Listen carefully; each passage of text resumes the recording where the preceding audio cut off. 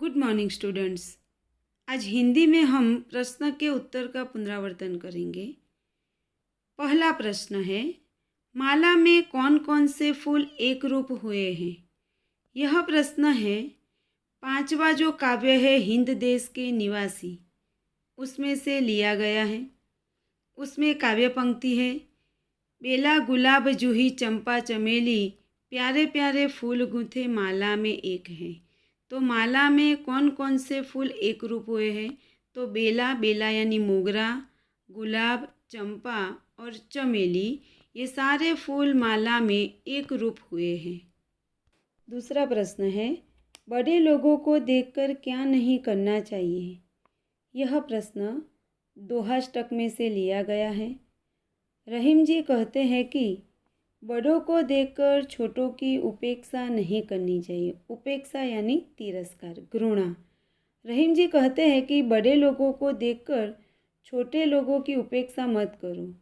इसके लिए उन्होंने सुई और तलवार का उदाहरण दिया है कि जहाँ सुई काम आती है वहाँ तलवार काम नहीं आती। तो यहाँ पर उत्तर होगा कि बड़े लोगों को देखकर छोटों की उपेक्षा नहीं करनी चाहिए। तीसरा प्रश्न है, विक्रम साराभाई के माता पिता का नाम क्या था। यह प्रश्न है पाठ 6 विक्रम साराभाई में से लिया गया है। विक्रम साराभाई के पिता का नाम अंबालाल साराभाई और माता का नाम सरला देवी था। आगे का प्रश्न है, रामचरितमानस नामक प्रसिद्ध ग्रंथ की रचना किसने की है। तो यह प्रश्न है दोहाष्टक का।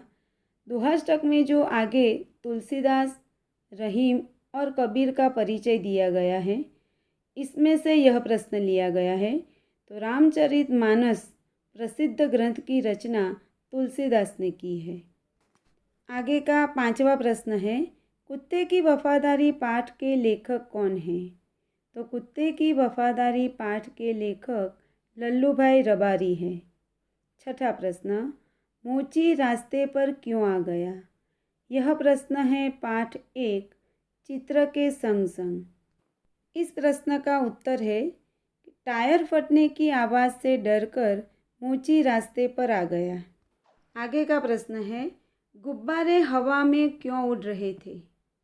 यह भी पाठ 1 चित्र के संग संग में से लिया गया है। इसका उत्तर है, गुब्बारे हवा में उड़ रहे हैं क्योंकि उनमें गैस भरी हुई है। आगे का प्रश्न है, बंजारे का नाम लाखा क्यों पड़ा। यह प्रश्न कहानी 3 कुत्ते की वफादारी में से लिया गया है। बंजारे का नाम लाखा था क्योंकि वह लाखों का व्यापार करता था, इसलिए गांव के लोग उसे लाखा बंजारा कहते थे।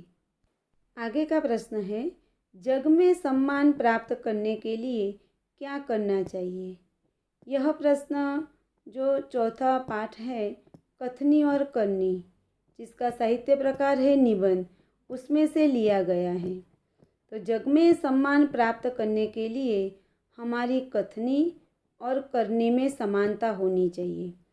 कथनी यानी कहना और करनी यानी जो कहा है उसके अनुसार कार्य करना। तो जब कथनी और करनी में समानता होती है तब हम जग में सम्मान प्राप्त कर सकते हैं।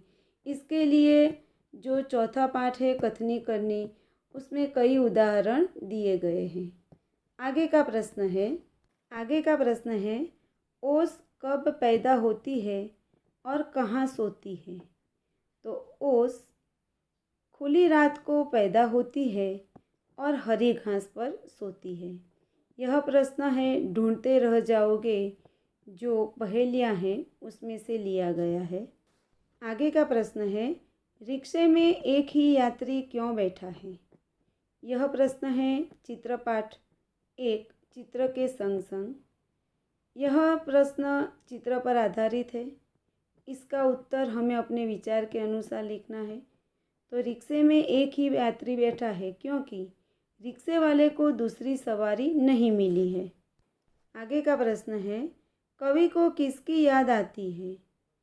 यह प्रश्न काव्य 2 तब याद तुम्हारी आती है काव्य में से लिया गया है। कवि को किसकी याद आती है। तो कवि को ईश्वर की याद आती है।